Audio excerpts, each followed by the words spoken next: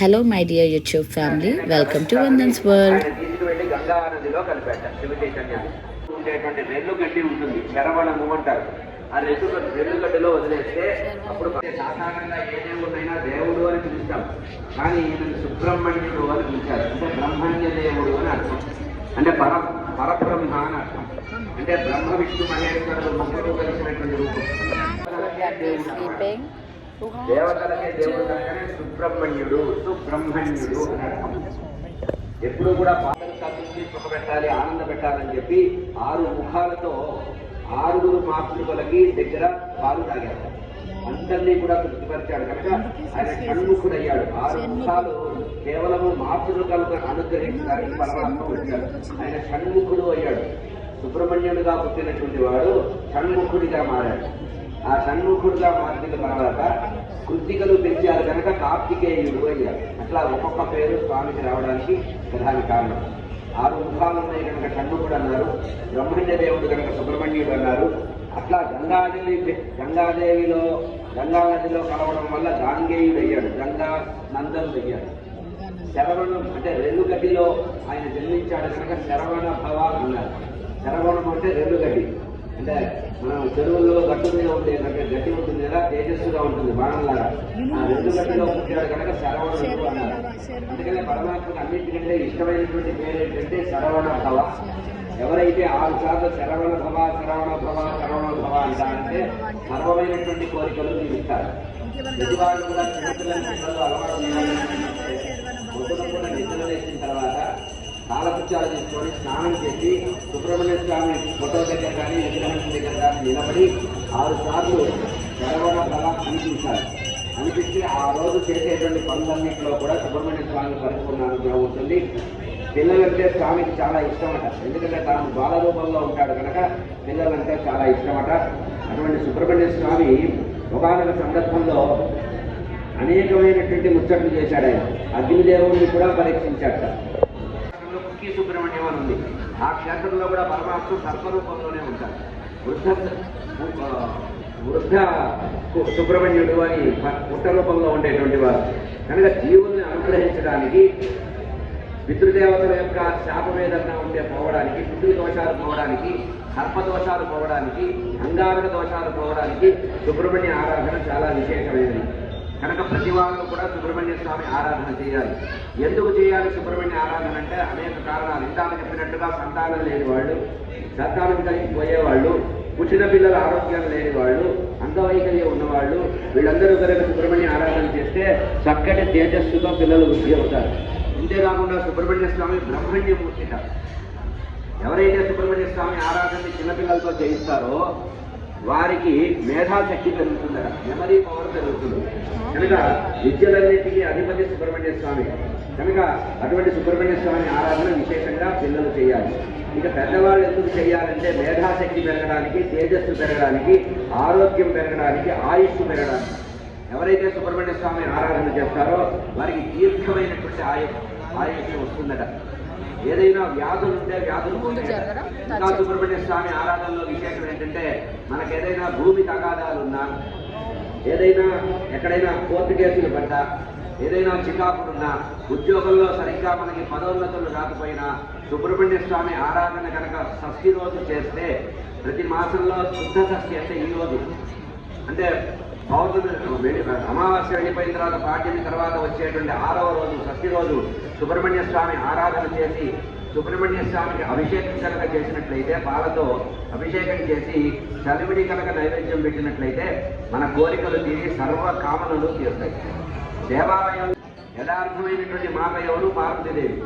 వీళ్ళంతా పెంపుడు తల్లులు, వీళ్ళందరూ పెంచిన తల్లులు కనుక ఇక్కడ పార్వతీదేవి అడిగిందట పరమేశ్వరుని, అయ్యా నాకు సంతానం కలిగిందని తెలిసింది, శివ చైతన్యంతో ఎక్కడో మన కుమారుడు కలిగాడని తెలిసింది. ఎందుకంటే ఎక్కడో సుబ్రహ్మణ్య స్వామి గంగానది ఒడ్డున రెల్లుగడ్డిన పరమాత్మ జన్మిస్తే అమ్మవారికి మనస్సు ఉప్పొంగిందట. పార్వతీ పరమేశ్వరుడు ఎక్కడ రెల్లుగడ్డిన ప్రయోగించాడన్నాడ. అయితే ఆ ప్రదేశం ఏదో వెతకమని అందరూ కూడా అక్కడికి వెళ్ళారట. తీరా చూస్తే అక్కడ లేరు. ఎందుకంటే అంతకుముందే 6 కృత్తికలు పరమాత్మని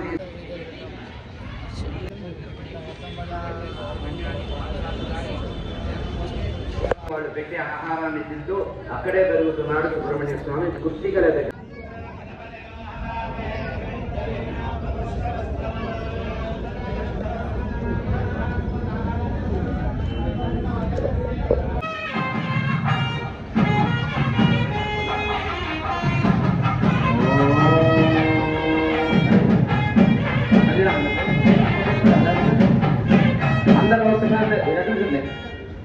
అందరూ ఒకసారి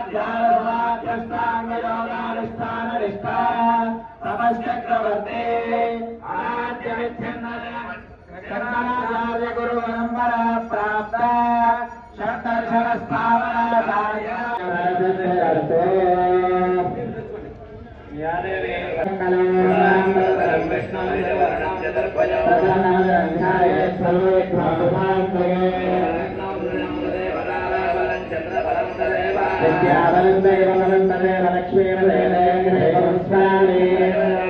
కృష్ణాయత్ర పార్థనర్ధన శ్రీర్వాణే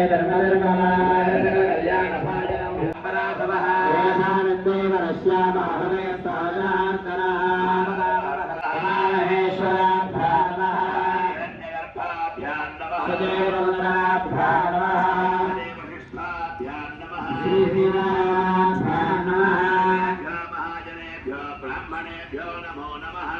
ओम माधव्याय स्वाहा, ओम नारायणाय स्वाहा, ओम माधवाय स्वाहा, ओम गोविंदाय नमः, गोविंदाय नमः, गोविंदाय नमः, पवित्रनाय नमः, हरवाय नमः, ऋषिकेशाय नमः, पद्मनाभाय नमः, ओम दामोदराय नमः, ओम रंगनाय नमः, ओम वासुदेवाय नमः, ओम प्रद्युम्नाय नमः, ओम वरदाय नमः, ओम पुरुषोत्तमाय नमः, ओम भगवताय नमः, ओम कृष्णाय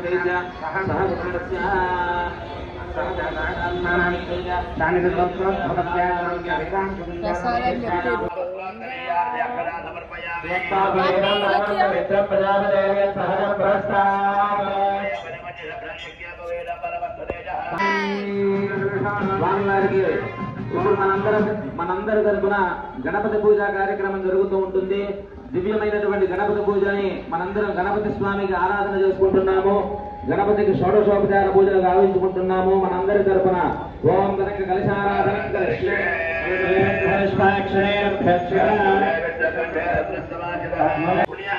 కార్యక్రమం పూర్తయింది. ఇప్పుడు స్వామివారు పరివారంతో బయలుదేరి వివాహ వేదిక వెయిట్ చేస్తూ ఉన్నారు. సప్తరుషులు అరుంధని, భరవని, పరమేశ్వరుడు, గణపత్యాలి సమస్త దేవతా గణం ముందు నడుస్తూ ఉండగా, మంగళ వాయిద్యాలు ప్రభుతూ ఉండగా, వేద మంత్రోచ్చారాలు జరుగుతూ ఉండగా వివాహ వేదిక స్వామి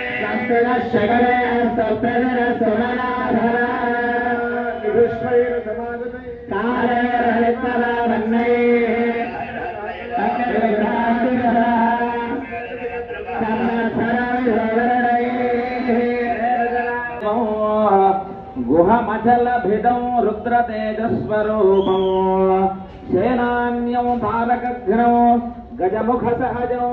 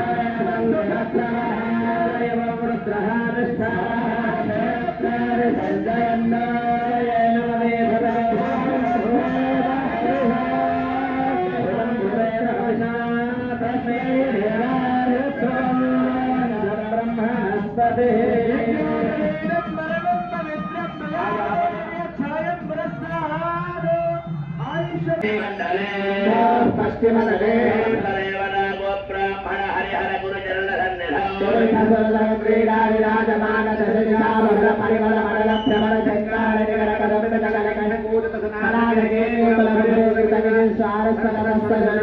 కళ్యాణ మహోత్సవంలో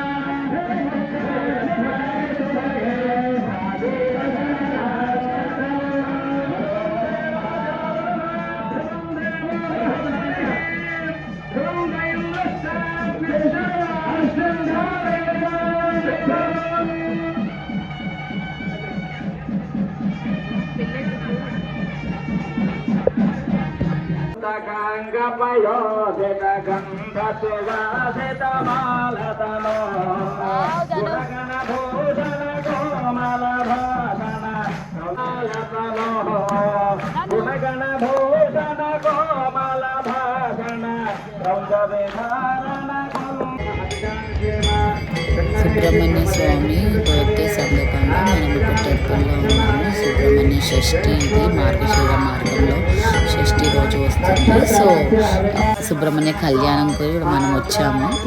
సుబ్రహ్మణ్య షష్ఠి షణ్ముఖ ఉత్పత్తి గురించి విన్నాం కదా. See you in next video. Bye bye, take care.